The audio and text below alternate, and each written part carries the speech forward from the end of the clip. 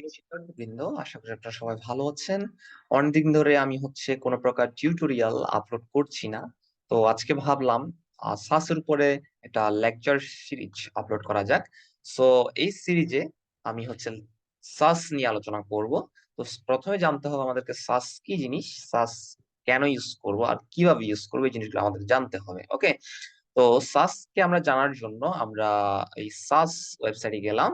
আপনারা গুগলে গিয়ে সাস লিখে সার্চ করবেন, দেন আপনারা এই প্রথম ওয়েবসাইটটি দেখতে পাবেন। এটা ওপেন করে নেবেন। ওকে, তো আমরা প্রথমে জেনে নিব সাস কি জিনিস, হোয়াট ইজ সাস।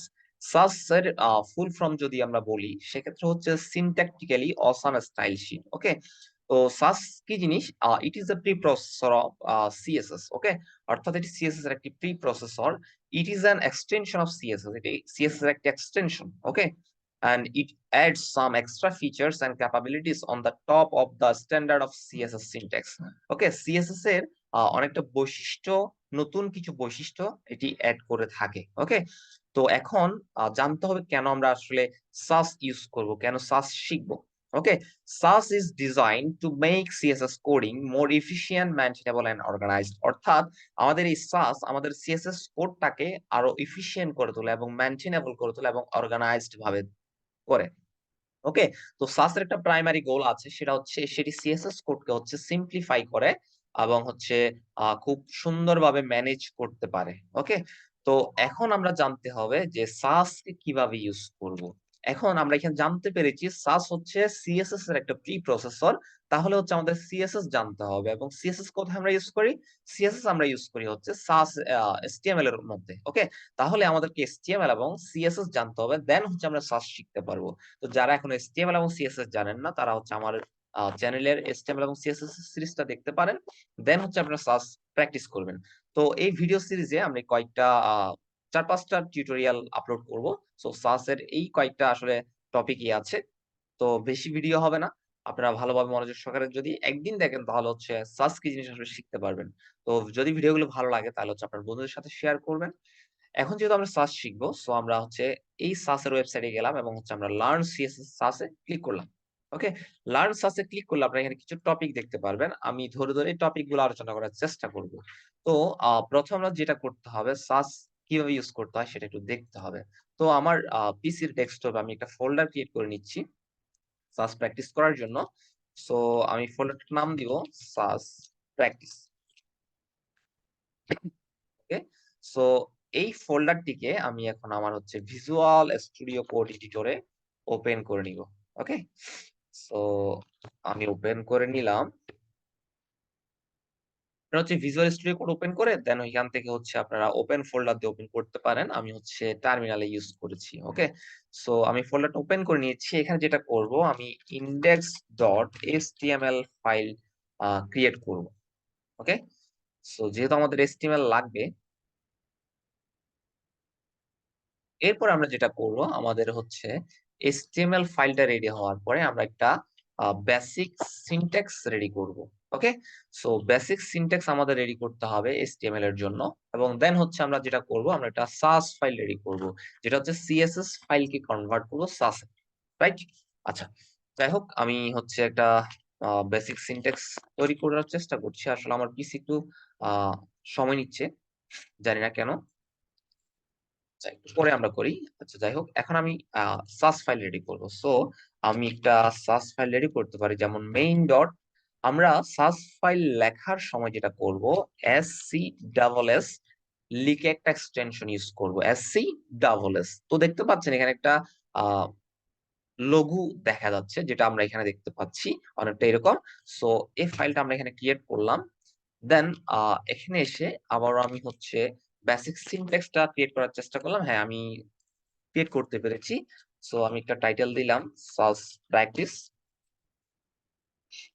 ওকে, আচ্ছা, যাই হোক, আমরা সাস এবং HTML ফাইল রেডি করেছি। যখন আপনি সাস ইউজ করবেন সেক্ষেত্রে কোনো প্রকার সিএসএস ফাইল নতুন করে লিখতে হবে না। সো আমরা আগে যেটা করতাম, কোন একটা সিএসএস ফাইলকে আমরা এখানে অ্যাড করতাম HTML ফাইলে। রাইট? এখন যেটা করব, আমরা সিমিলার কাজ করব। হ্যাঁ, এখানে দেখুন আমাদের main.scss, বাট আমি এখানে লিখতে হবে সাস ফাইল, রাইট? ঠিক না? যেহেতু আমাদের এসসি ডাবল এস এক্সটেনশন আসে, তাহলে হচ্ছে আমাদের এসসি ডাবল এস লিখতে হবে। এটা সর্বপ্রথম আমাদের মাথায় আসে, বাট যেটা করতে হবে, যেহেতু আমরা সিএসএস কি ইউজ করব, সাস সে সরাসরি বুঝতে পারে না, সো আমরা এই সাস ফাইলটাকে আসলে সিএসএস ফাইলে লিখবো।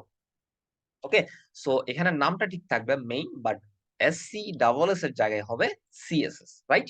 ওকে, তাহলে হচ্ছে আমাদের সাস ফাইলটাকে অ্যাড করা হয়ে গিয়েছে। এবার এটা আসলে সরাসরি অ্যাড হয়েছে কিনা সেটা আমাদের চেক করতে হবে। তো যেটা করব, আমরা এখান থেকে হচ্ছে আমাদের লাইভ সার্ভারে এটাকে ওপেন করব ফোল্ডারটিকে। তো এটি লাইভ সার্ভারে ওপেন হবে, সময় নিবে, এই যে স্টার্টিং হচ্ছে। সো এরপরে যেটা করব, আমাদের সাসটাকে হচ্ছে ইউজ করতে হবে, এটা আসলে ঠিকমতো কাজ করছে কিনা সেটা চেক করতে হবে, রাইট? সো আমি লাইভ সার্ভারটাকে আমাদের ক্রোমে ওপেন করে নিলাম। এখানে কিছুই দেখতে পারবে না, যেহেতু আমি এখনো কিছু লিখিনি HTML ফাইলের মধ্যে। সো আমি ট্রাই করব কিছু লেখার, যেমন ধরুন H1 সাস প্যাকেজ। ওকে, সো এই যে দেখতে পাচ্ছেন সাস প্র্যাকটিস।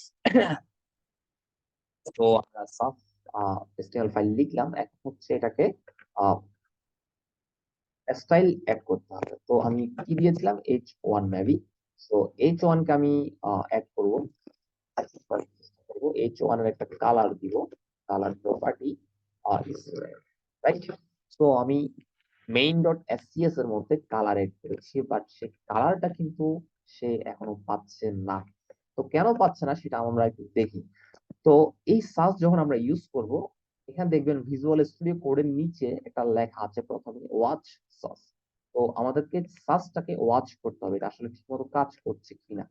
তো আমি ওয়াচ সার্চে ক্লিক করলাম, দেখি আমাদের আউটপুট কি আসে। এই যে দেখতে পাচ্ছেন, যখনই আমি ওয়াচ সার্চে ক্লিক করেছি, দেন হচ্ছে আমাদের টেক্সটের কালারটা চেঞ্জ হয়ে গিয়েছে, রাইট? এরপর আমি একটা কাজ করতে পারি, যেমন ধরুন মেইন সেকশন নিতে পারি। মেইনের মধ্যে আমি বলতে পারি একটা প্যারাগ্রাফ ট্যাগ দিয়ে লরেন নিতে পারি, ধরুন 20, রাইট? লরেন নিলাম। দেন হচ্ছে আমি মেইন সেকশনের মধ্যে যেই প্যারাগ্রাফটা আছে সেটাকে আমি একটু ডিজাইন করার চেষ্টা করি, রাইট?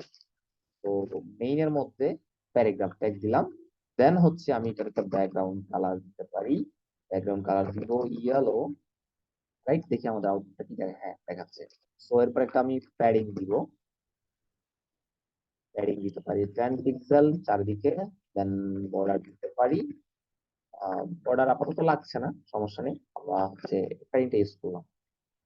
দেখতে পাচ্ছেন প্যাডিং পেয়ে গিয়েছে। ওকে, সো এভাবেই হচ্ছে আমাদের মূলত সাস ফাইলটা ইউজ করতে হয়। তো আমি আবারও বলে নিচ্ছি, আমরা সিএসএস ফাইল কিন্তু ইউজ করি না, এখানে সিএসএস টাকে হচ্ছে কনভার্ট করে এসসি ডাবল এস এক্সটেনশনে লিখতে হয়, তাহলে main dot SC double S extension লিখতে পারবেন।